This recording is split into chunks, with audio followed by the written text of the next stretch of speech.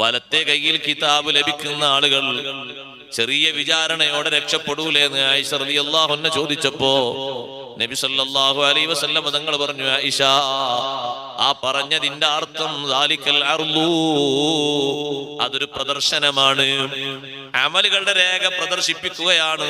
അള്ളാഹു അങ്ങനെ അവരെ രക്ഷപ്പെടുത്തുകയാണ്, മുന്നോട്ട് നീങ്ങുകയാണ്. അതേ സമയത്ത് കിതാബ് തുറന്നുകൊണ്ട് ചോദ്യം തുടങ്ങിയാലോ, മന്നൂഖിശ ഫിൽ ഹിസാബി ഹലക, വിചാരണയിൽ നല്ലോണം അതിന്റെ ആഴിയിലേക്ക് പ്രവേശിച്ചുകൊണ്ട് പരിശോധന നടത്തപ്പെടുന്ന മനുഷ്യൻ ഹലക്കാവൻ കുടുങ്ങിപ്പോയി. ദുർവിചാരണയെ പേടിക്കുന്നു. അള്ളാഹുവിന്റെ മുന്നിലുള്ള വിചാരണ പേടിക്കുമ്പോ എന്ത് സംഭവിക്കുന്നറിയോ? അവിടുത്തെ വിചാരണ എളുപ്പമായി കിട്ടാൻ തഫ്സീറുകളിൽ കാണാം, അവിടുത്തെ വിചാരണയെ പേടിച്ച് ഇവിടെ അവര് വിചാരണ ചെയ്യുന്നു സ്വന്തം ശരീരത്തെ. അത് അവിടുത്തെ വിചാരണ പേടിച്ചുകൊണ്ട് ഇവിടെ ചെയ്യുകയാണ്.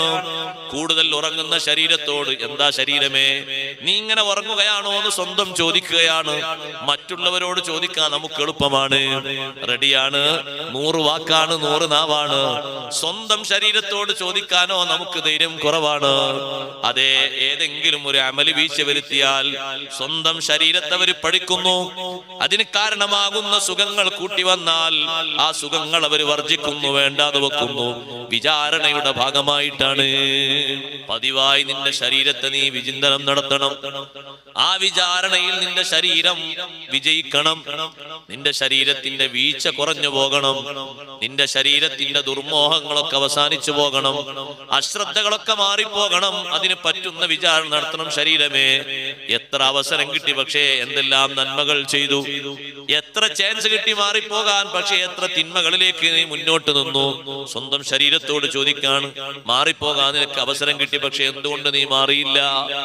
മാറി ചിന്തിക്കാൻ നിനക്ക് പല ദൃഷ്ടാന്തങ്ങളും അല്ലാഹു തആല തന്നു, എന്തുകൊണ്ട് നീ മാറിയില്ല? എത്ര അമലുകൾക്കാണ് അല്ലാഹു നിനക്ക് ആയുസ്സും ആരോഗ്യവും സൗകര്യവും തന്നത്. എന്തേ അതിലേക്കൊന്നും നീ മുന്നോട്ട് ഗമിക്കാതിരുന്നത്? മുന്നോട്ട് കുതിക്കാതിരുന്ന എന്തേ? നീ എന്തൊരു ശരീരമാണ്.